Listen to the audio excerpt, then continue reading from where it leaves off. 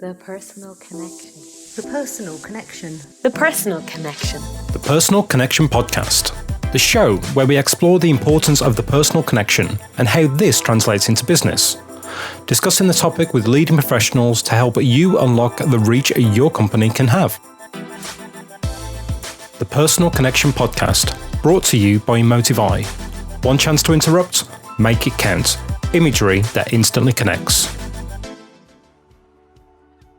Okay, so we're back with the Personal Connection Podcast. And of course, it's all about communication.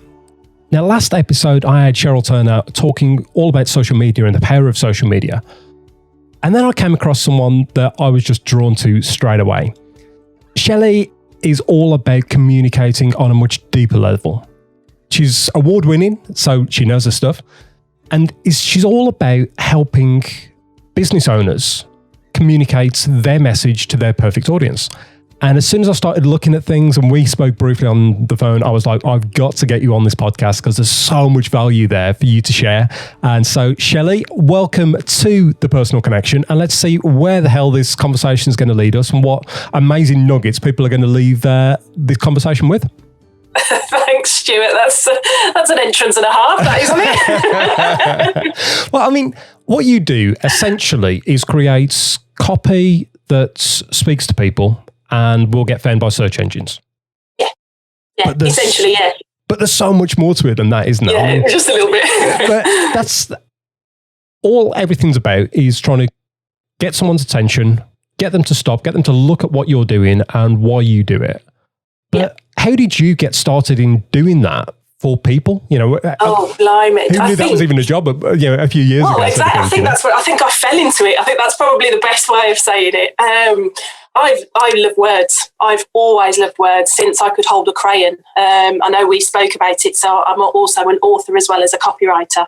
And just being able to say what you want to say in the written format, if you like, I just love that. I love bringing out people's ideas and personalities when they don't know how to do that. And you find that a lot because people can be really good at talking the talk, but when they have to then change the medium and write it down, it's like blank screen. Absolutely. And that's, I suppose, where I step in and help out, really.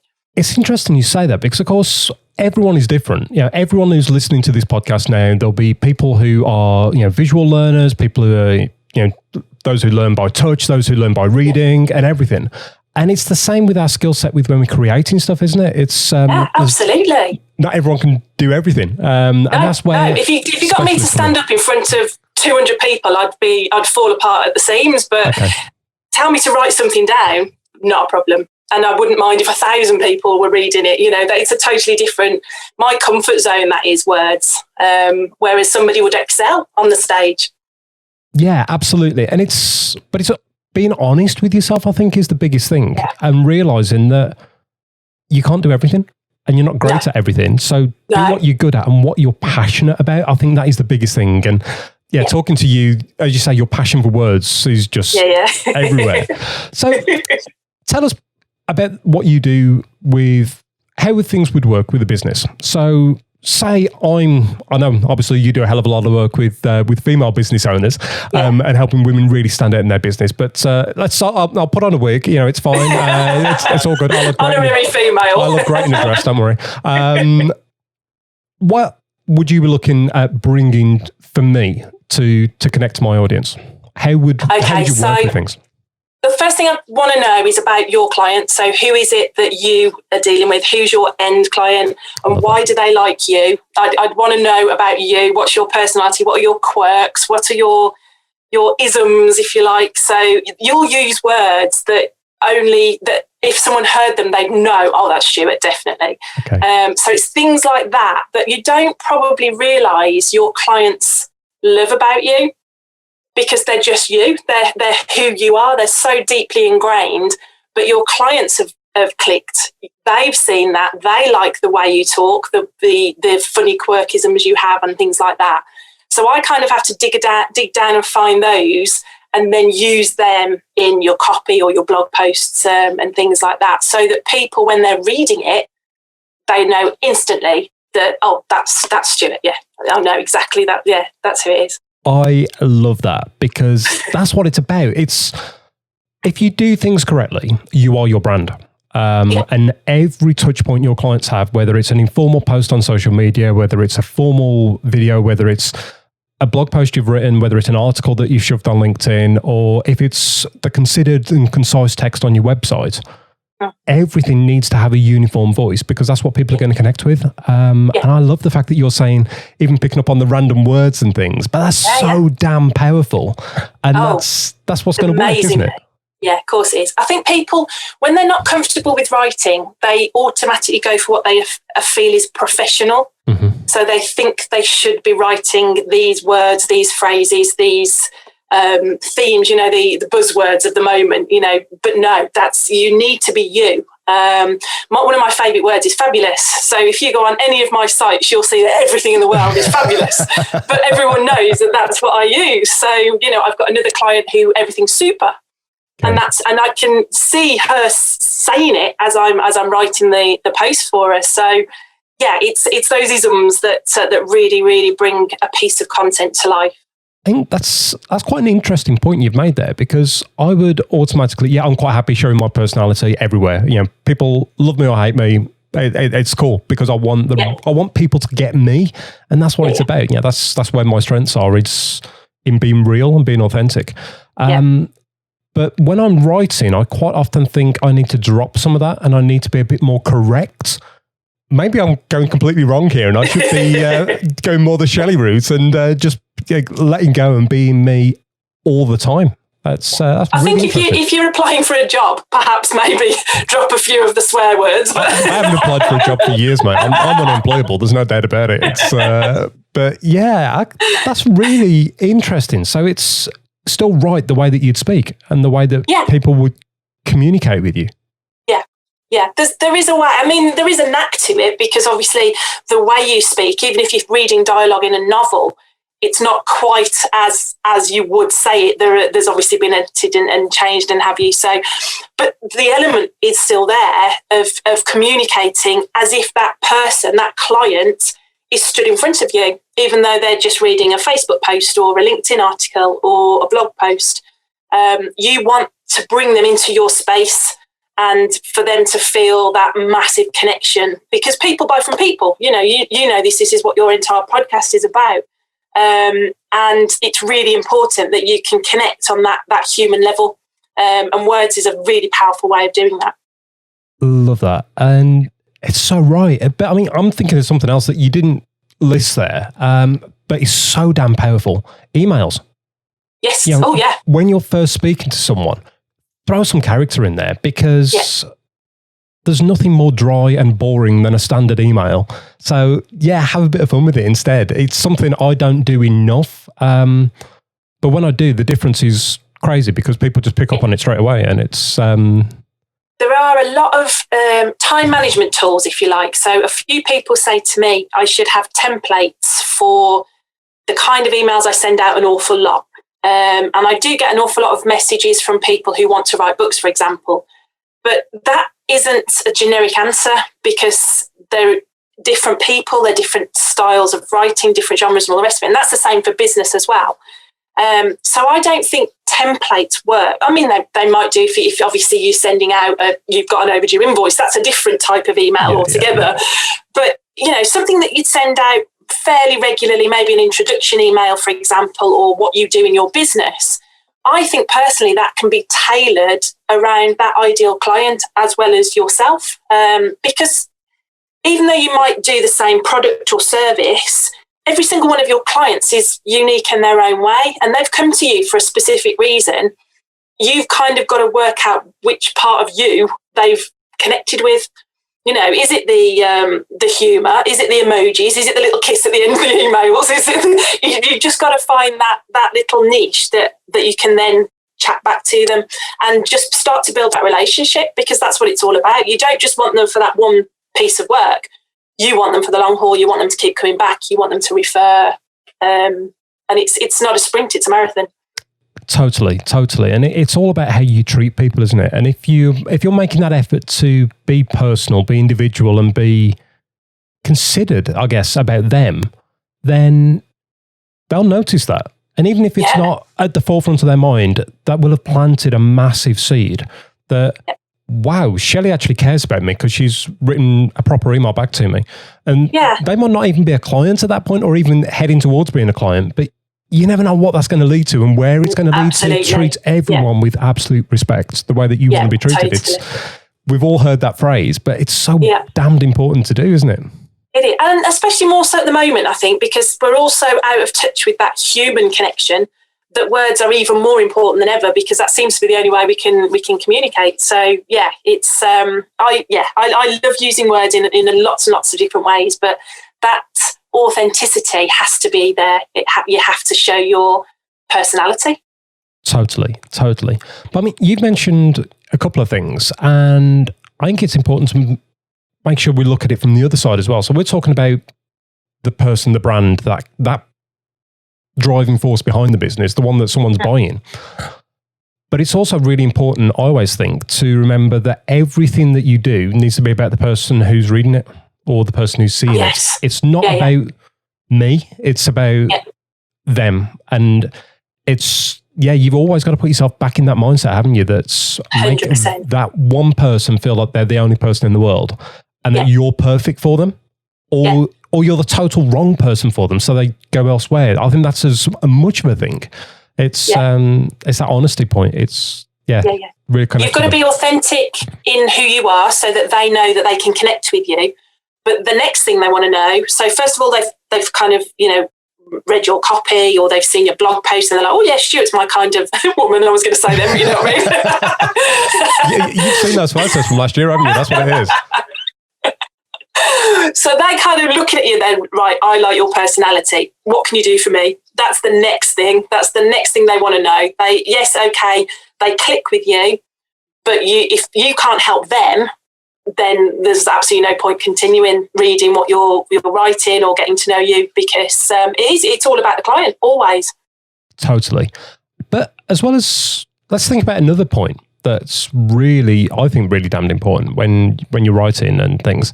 I always talk about it when it's talking about design and how you lay things out and everything else. But I'm assuming it's exactly the same with words, that you've got to write differently for how people are going to absorb that information as well. So a social media post is going to be completely different to a blog post, to something else. Are there like golden rules that people should follow when they're creating these little bits of copy on their own? I guess there are. I suppose you could kind of create a formula for yourself, if you like. That might be the easiest way of saying it. With blog posts, it's easier to explain it this way because you've got more words. So with a blog post, your first thing you'd need is your hook, which is your headline. And that's going to be something that your ideal client is looking for. So you need to be writing, a bit like we said, that what can you do for your client? What do they need to know? And the first place I'd start is like your frequently asked questions. What are your clients always asking you about? And then you just write some content that answers that for them. And a header, a good introduction that's a proper hook that makes them want to carry on. Lots of bullet points, nice imagery, subheadings, internal links. So there is a formula to getting it right. But the wording, I guess, has got to still have that connection and that reality to it. So you can't stuff words in because you think that that's what they want to hear. It's still got to be real. And with Facebook or Twitter or LinkedIn, it's just an abbreviation of a big blog post, if you like. So you're pulling out the key elements, the key wording that your clients want or need to know, and just using that. No faff, basically, just straight to the point. This is what you need. If you want to find out more, you've got to lead them to something. It's just driving them to that call to action, whether it's reading a longer copy or whether it's picking up the phone and being like, Stu, I want to work with you, sort of thing. And it's selling an idea, selling a connection that they can get excited about, I guess. Yeah, and selling without selling, if that makes sense. Every time. But how damn difficult is that? At times, we always think, I talked about it a lot the last episode where, social media is not about selling. It's not your avenue to sell. It's somewhere you need to be social. That's where you build your connections. But you've got to remember that that's the same point when it comes to like your blog posts and things as well, isn't it? That's not your point to sell, really. In a way, you're providing a service. If you think with your blog posts, you're giving your client that's something extra. So on Facebook, they might find one top tip, but with a blog post, you can explore, the top 10 tips, or, really dig deep into a subject that gives them so much valuable content that you become the go-to. If they need to know about anything to do with your business, that's where, all right, I'm going to go and check that blog post out or that website, because I know I'm going to find what I need there. And that's what you're aiming for. And it gives you that opportunity to be incredibly confident because you're not selling, and be the expert as well, because, and that works. You can go and pull whatever trending topic if you want. If that's your thing, go and find a trending question that's been asked and then answer it yourself in your own voice, in a blog post or a video, whatever, and just put your spin on it. There's no such thing. And that's the important thing, your spin. Yeah. And hopefully then you want to add value with everything you do, don't you, to the person? You think about all of us, our time is so limited. To tie you down to an interview, you had to not be off in the camper van enjoying a holiday somewhere. But you've got to remember that people's time is so incredibly valuable. So if they're going to read your blog post or even your website copy, you've got to give them something that is worthwhile. It's you've got to leave them very something. Important. Yeah. 100%. It's exactly the same with listener to this podcast now. I always want to give something really, really special that they can take away, and it might be realizing it's that one last little bit of a nugget that they were like, oh, should I do this? Can I really talk how I talk? Can I swear on a blog post? Absolutely you can. But you've got to know your audience. You've got to know how they're going to receive it. I think that's the big thing, isn't it? Yeah, it all ties into, when you start a business, you do your marketing strategy, don't you? And then you hopefully do your ideal or target audience or what have you. And it all ties in. So many of my clients, their whole business has totally changed through lockdown because they've had to. And I've been so busy because everyone's rewriting their website copy or they're writing blog posts to help their clients get through this situation. It's providing people with what they need in the moment, in the easiest way. And I think you hit the nail on the head when you were on about being an expert, because so many people now, especially because of the pandemic, I guess, I have found new experts because they've had a bit more time to sit and read content and discover more people. And so those people who have been really proactive with their blog posts and their social media, they're flying because they've suddenly built this massive audience that's not just anybody, but that are proper super customers, if you like, their target audience. And the connections are just going to grow from there, which is brilliant. It's wonderful to see. Absolutely. But you've got to put the time in, haven't you? That's the point. Yes. You've got to build that connection with people. I think, yes, when you're doing a rebrand, or say it's a brand new company, and you go and find your perfect designer to go and talk to about, you've got your logo put together. Then you go and talk to a marketing expert to build that initial direction. And then you go to a web guy to bring the website together, the structure and everything else. And he's going to talk to the SEO guy to make sure all that works. But if you don't grab people when they're there, what's the point? It's you've got to be real. I always, the two sides of my business, obviously we've got the corporate stuff and then we've got the weddings. And I always get the question asked, what about bridezillas? And I'm like, no, I never get them because my website is deliberately designed to basically say go somewhere else because I'm not right for you. And it's that point of, just being a little bit brave, put yourself out there, say who you are, show who you are. Yeah. And show the real you as well with everything. I've got a very good friend who she's an author, and she has like this author platform, and she's grown it. She's just done fantastically well, but she swears like a trooper. But it has literally become her brand. Okay. If you're not into that and that offends you, then she's not your girl at all. But she has a massive following. And I mean, I'm part of it, and it's hilarious reading some of the comments and the posts that she puts out and the blogs that she writes.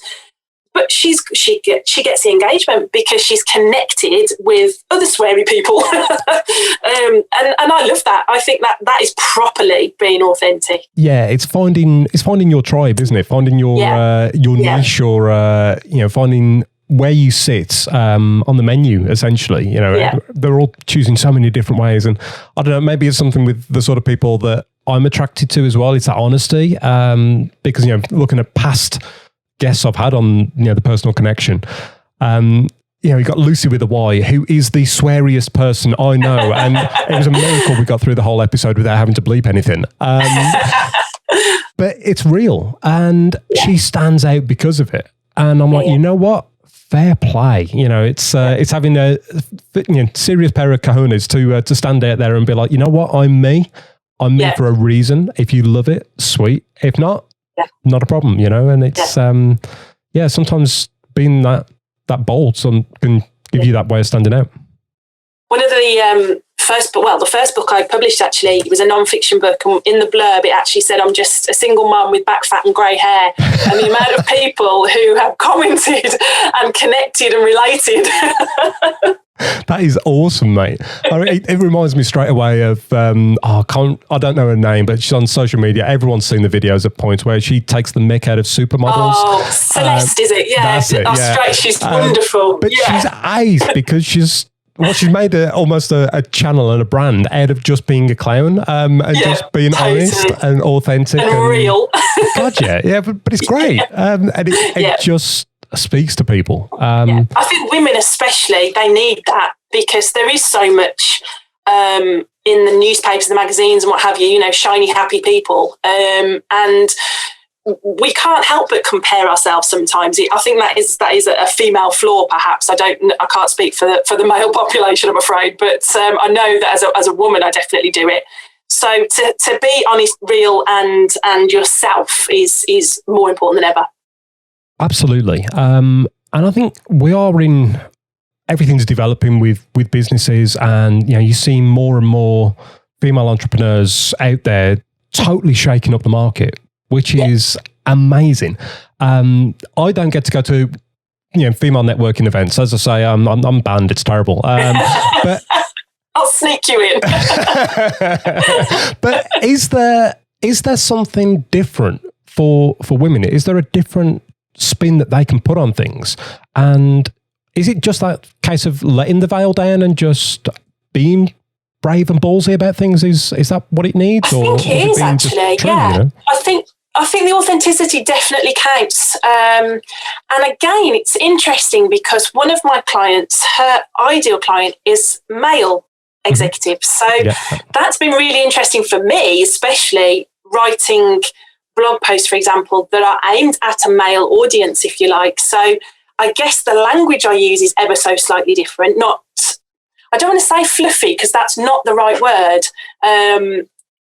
But it's also not, rigid. There's kind of like a middle ground. But so it's if you were putting it into clothes, it would be a jacket with jeans rather than a suit. It's ever so hard to explain, but there are certain, just the flow of energy in the words almost is ever so slightly different for a male audience to a female.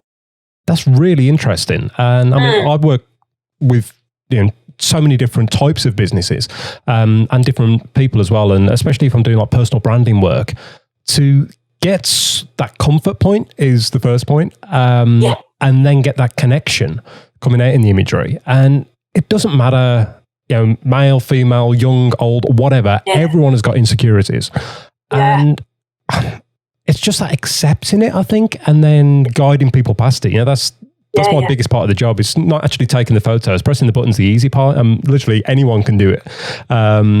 It's getting the best out of people. And you've said it, where you were saying about finding that different thing, even that point that people don't necessarily think's them or think's important, is pulling that out and showcasing that sometimes. It's instead of brushing over it and taking it out and being this professional whatever. Totally. It's got to be you. I mean, Sonia, who I had on the show a couple of episodes ago, her whole background's in PR. And it's when we were talking, and we've got a couple of projects ongoing for charity work, which is so damn exciting. But she's all about finding that thing that's almost been forgotten about. You've got to find that little strand, that little thing that is you. And as individuals, when we're looking at ourselves, it's damn hard to find it sometimes. We don't know what's special about us.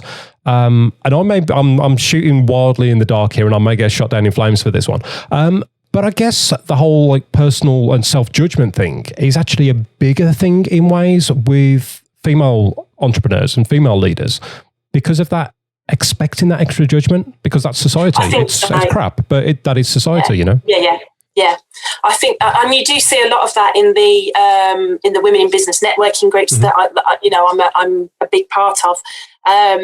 It's a lot of the topics I cover in blog posts is about imposter syndrome and self-reliance and community spirit and all of that. They're all really strong topics for the Women in Business brand, if you like. So yeah, there is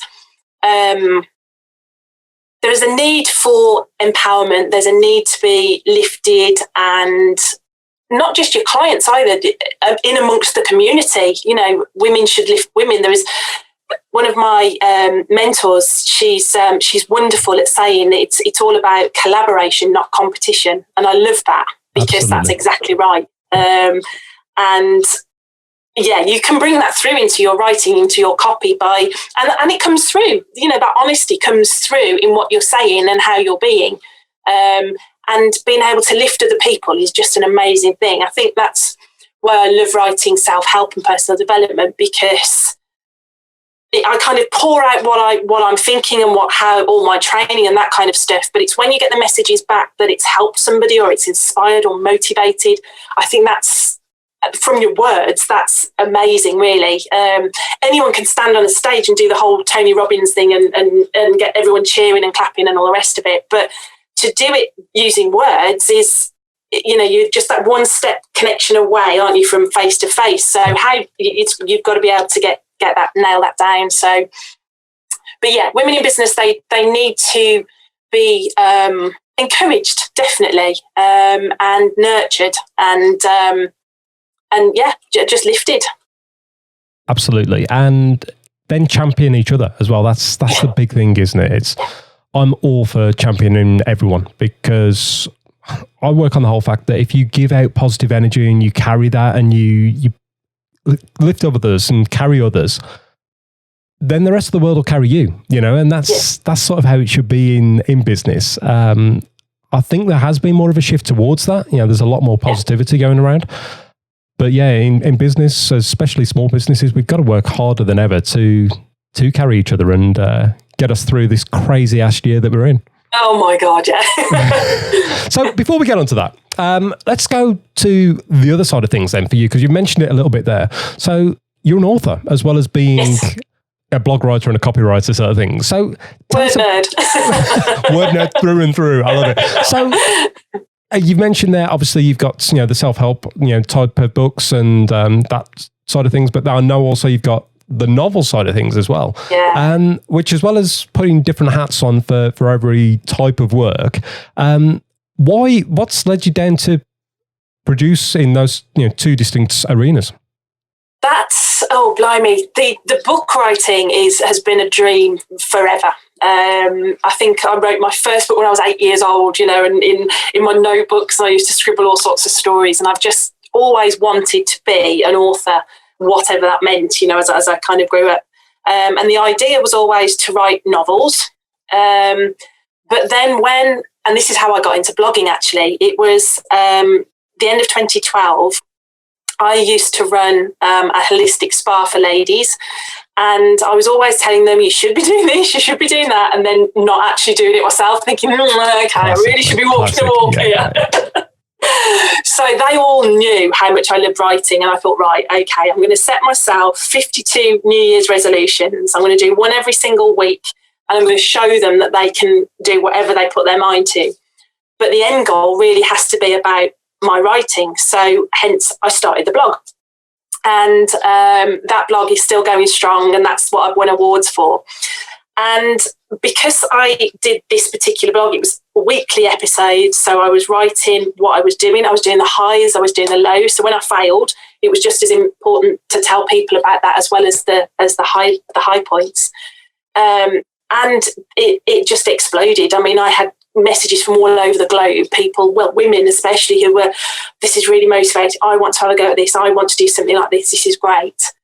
And in November, there's a competition. Well, I say a competition, it's you're against yourself. That's about it, really. But it's called National Novel Writing Month, or the abbreviation NaNoWriMo. And you write 50,000 word novel in 30 days. And it's all online. It's all fun, supposedly, if you're not stressed. And so I'd wanted to do it 4 years, and then backed out every time, just chickened out totally. Yeah. But because I had put it out there in my blog saying I'm going to do this in November, and I was part of my challenge, I had to sit my backside down and I had to do it. And I did. And I wrote my first fictional novel in the Nano. And that was the start of it. Absolutely. Just, it was almost like something clicked in my head. And then it was a journalist friend of mine who at the end of that year said, Shelley, you've just written a non-fiction book. And I was like, well, how? What? And he was like, you work in mind, body, spirit, that industry. You've written a self-help sort of personal development book about challenge. And so that year became my first book, which then became a bestseller in self-help and women's biography. Wow. So okay. it was a good year. Yeah. But it's that point that I think you held yourself accountable to it, which was a massive thing. And it's that putting yourself under your own pressure. So it's not peer pressure, but it's expectancy from your peers in a way. You only lose if you don't do it. I mean, you don't really lose because you've done something, you've taken part, but it's you get a print off certificate if you hit the 50,000. So it's all fun. But it's a way of getting you to sit down and write if you're struggling with it. So it was a really good platform to do it with. But yeah, it was the start of things to come. Love it, mate. Love it. So I mean, not everyone out there who's a business owner can afford to employ a copywriter. Yeah. So if you're putting your own website together, or you're looking at what you're putting out there, you're looking at whether it's your blogs or your copy or anything else, how can they best approach that to make sure that it hits as many of the points as possible that you would do for them? I think going back to what the frequently asked questions, that's probably would always be my starting point really, because that's what your clients need to know the most. So if, I'm trying to think of an example, let's use your business, for example. If it was a bride, they'd want to know, the best time of year maybe, or oh God, anything those kind of questions that they might ask you, I don't know. What happens if it rains and all that? And it's of course, weather, of course, absolutely. Let's use it. I mean, it's bloody awful today, so let's use it. Oh yeah, that's so true. So in your copy, what you might do, as well as an image, for example, you might have a beautiful image of a bride and groom under an umbrella, which straight away shows no matter the weather, you can still get married and have a beautiful photo. But you can put, we're in Britain, it is going to rain here. You can use that in your copy. You can add that humour, that, twist and turns to it.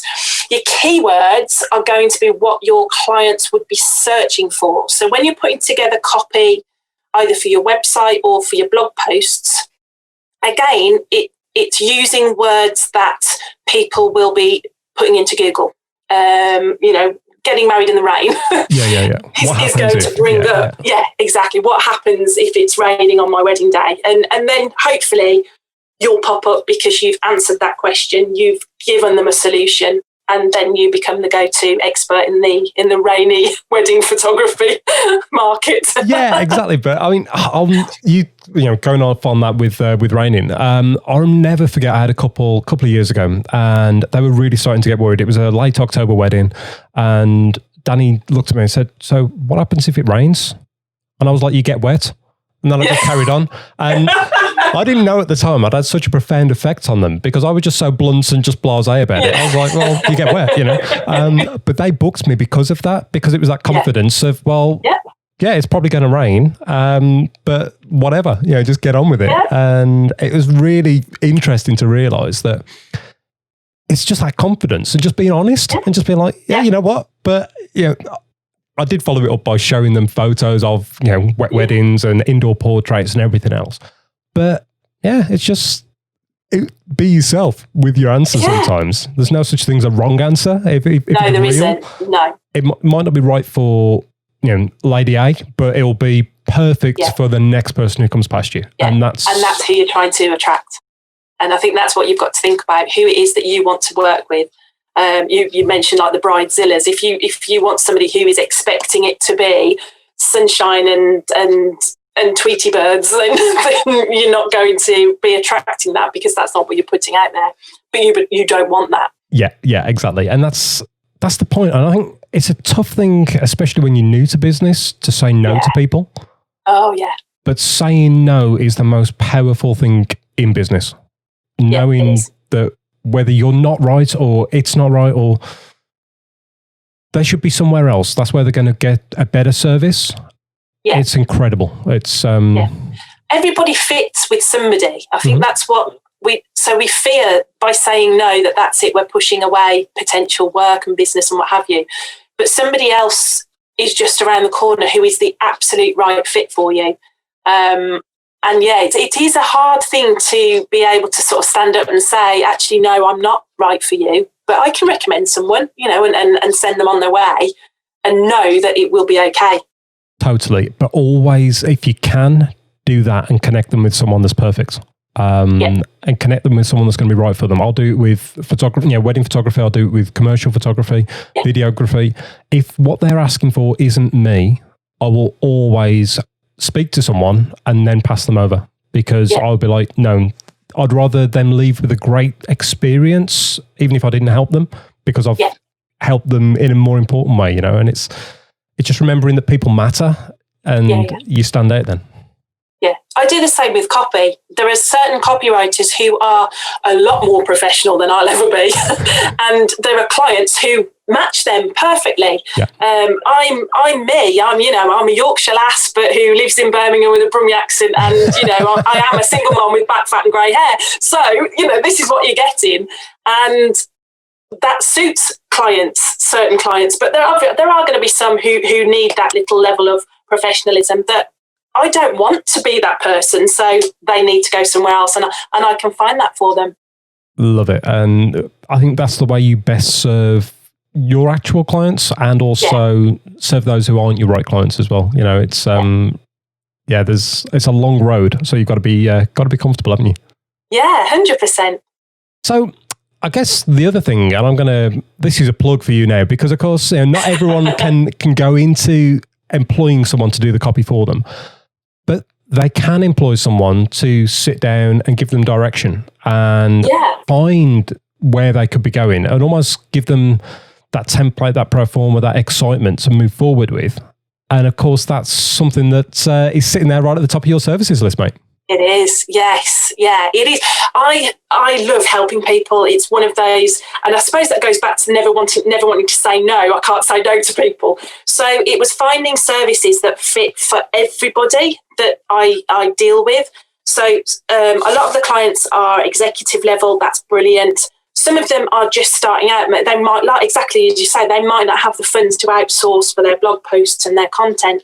So I offer a power hour, which lets them just literally does what it says on the tin, if you like. You know, we power through whatever they need to talk about, whether that's how to put together social content or their blog post content planner or what they should be writing in there about me on LinkedIn, anything at all that's wordy, if you like.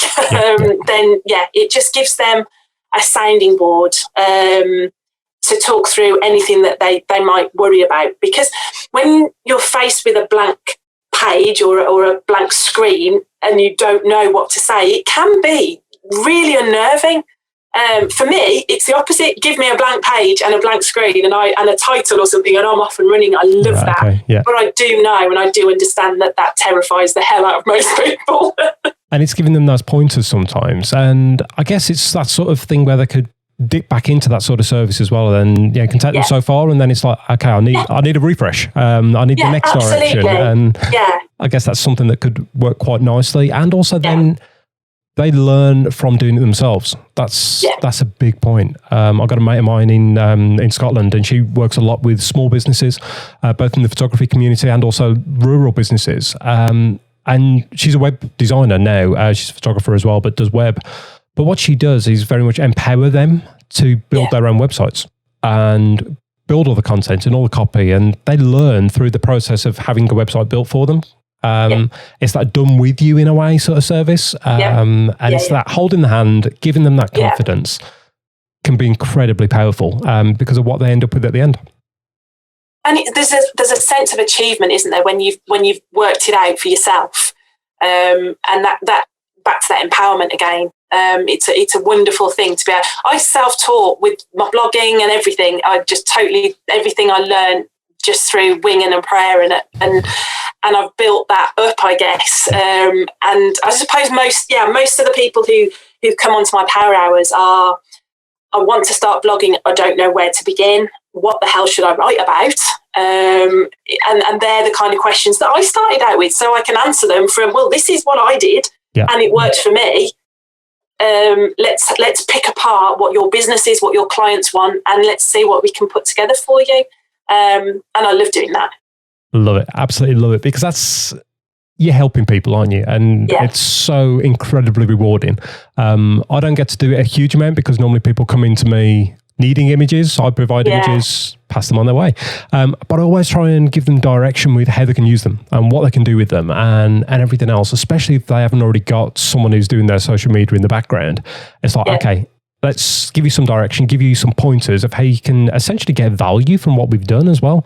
It's, I always think that's going above and beyond always matters and always stands out, you know? Yeah. And you get remembered for that as well. And, hopefully, like you say, they'll come back for more if they need it. And we're all evolving all the time, aren't we? So, things change and our businesses change and directions, and all that. So it's nice to be there for them if they do need a little helping hand. Yeah, absolutely. Absolutely. But I mean, as I said, there's also the more done for you services as well, isn't there, available, which you can find out on your website, where you can go through all the information. But essentially, what would direct the listener of this podcast to think, you know what, I need to get in touch with Shelley? What should be the sort of key things that are ticking through their minds? I think the clients I work with the most, and what I love doing the most, I think that's probably the more important thing as well, is blogging, because I think the importance of having regular content on your website is sometimes not really noticed and thought about. Everyone tends to go down social media, but it's your website is where everything is. Your whole hub of the heart of your business is on there. And so I think if anyone was coming to me, I'd want them to be thinking about that, about how the kind of content they can share with their client that will help their clients, that will inform them, that will educate them, that will entertain them as well. And either I help them to create some sort of a plan going forward for them to do it themselves, or for me to write the blog posts for them if they have neither the time nor inclination to do it for themselves. Absolutely. And I mean, as we said before we started this call, this year's been a crazy one, and some people have had more time on their hands, and so they've gone up and studied or read and things, and now they are that expert in something. So talk about it, put your own voice and your own spin on it. Yeah. Others are drowning in work because of helping other businesses do what they need to do. So if you haven't got the time to do it, reach out and find someone who, I love the fact that you said you're going to find someone's voice. That's so incredibly powerful. Yes, with social media, it's great, but I haven't come across many copywriters who take that care and actually want to find that person and make it sound like it's that person. Yeah. I know so many who are amazing at what they do and really passionate and emotive with the words that they use. But it's not necessarily anything to do with the person that it's supposedly being written by. So that's really stuck with me, mate. So exciting. Thank you. It's it takes a lot to stand out like that, and it's all about it. You're trying to make sure that you get a personal connection with the person you're working with, as well as helping them make a connection to their ideal audience. It's and I think that's probably one of my favourite parts as well, because you really get to know your client then, and those little things that make them special, their, USP, if you like. And we've all got something. We just got to dig it out and use it. Absolutely. And I wish people could see you right now, because you're getting so excited just talking about those things. But of course, they can find that out by jumping on a call with you and getting face-to-face time. I might do my hair then as well. And just get to know if you're right for them. Because I guess that's the best place to start, isn't it? Is jump on a call, find out if you're right. Obviously, we've got so many websites for you to have a look at. I was just looking at your link tree, and I've never seen so many links in the link tree. It's insane.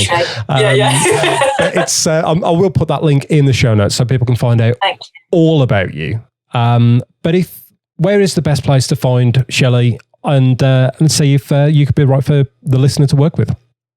Do you know, I think probably have a look at my website, because it's got a bit of everything on there. But LinkedIn, I'm starting to get a little bit more active. I've been a Facebook girl for many, many, many years, so having to pull myself over to a different platform's been interesting. But yeah, I tend to be a bit, now that I'm back off my travels anyway, I'm going to be back on LinkedIn, so that's a great place to connect with me past my website.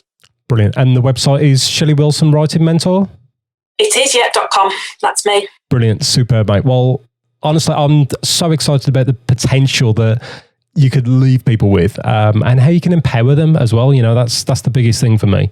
It's doing everything from an authentic place, and also making sure you have fun as well. Is the biggest thing. I think that's a really big thing, definitely. Yeah, and words are fun. They're not to be scared. Just have fun writing. Absolutely, mate. And I look forward to hearing how the next novels come on after your camper van trips here, there and everywhere as well. Yes. And this is book 16 is about to start the editing phase. So wish me luck. Excellent, mate. Well, as soon as we've got that, we'll share that with the podcast listeners as well, and they can find out what the other side of you is all about. The dark side. Literally. But no, thank you so much, mate, for coming on and just talking everything words and trying to empower the listener to connect that little bit more. Yeah, thanks so much for having me. Wow, what an episode. Shelley, thank you so much for being so honest and open and transparent with everything that we shared today. I knew when we'd initially spoken, we were going to get something really interesting for the listeners, and I don't think anyone will be disappointed with what we've come up with there. There are so many little takeaways from that episode, whether it's just be yourself and embrace your little isms, your little things that make you, or whether it's ensuring that what you're saying is adding value and speaking to people authentically. It's that whole, you've got one chance, you've got to make it count. You've got to stand out and give value to your audience. And something we didn't say as well is, of course, great blog content is evergreen. You will get value from it forever. And the more stuff you put out there being an expert, don't forget, Google loves it too. So get out there, whether you do it on your own from this episode or whether you book a power hour or indeed just go to the experts to get it done. Embrace your voice, speak loud, speak proud, and get excited about what you do. Make a real connection and stand out above the noise. I'm Stuart James from Emotive Eye. You got one chance to connect. Make it count. See you next time on The Personal Connection.